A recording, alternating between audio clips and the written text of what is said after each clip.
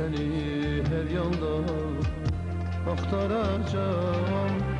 Kalbimin eşiğe kavuşacağım.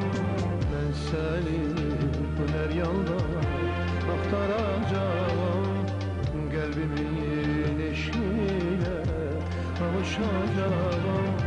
Yüreğim hiç zaman gülmeyecektir.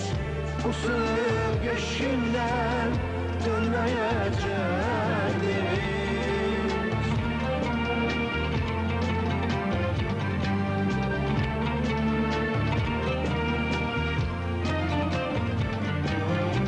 Yüreğim hiç zaman gülmeyecektir. Bu sığ geçişinden dönmeyecektir.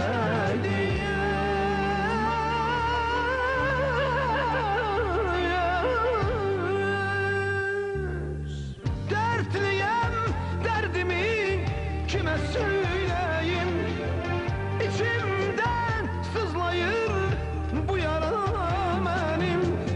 Ahır damla damla bu gözyaşlarım, koymur dincelmeye bu yara benim.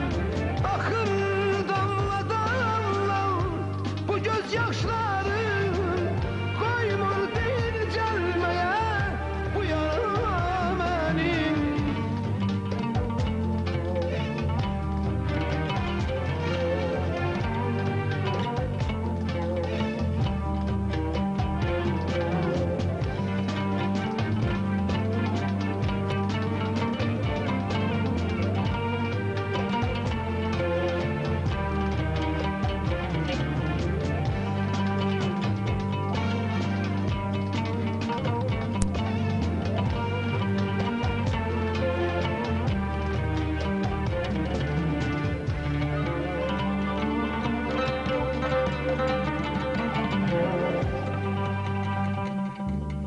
Sen bilirsen gülüm, seven kalbimdir.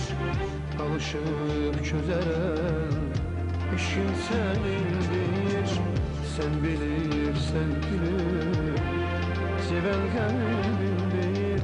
Alışıp çözeren işin senindir. Yüzümü çevirip tutup tanrıya, ele bir düşmüşem ben bir belaya.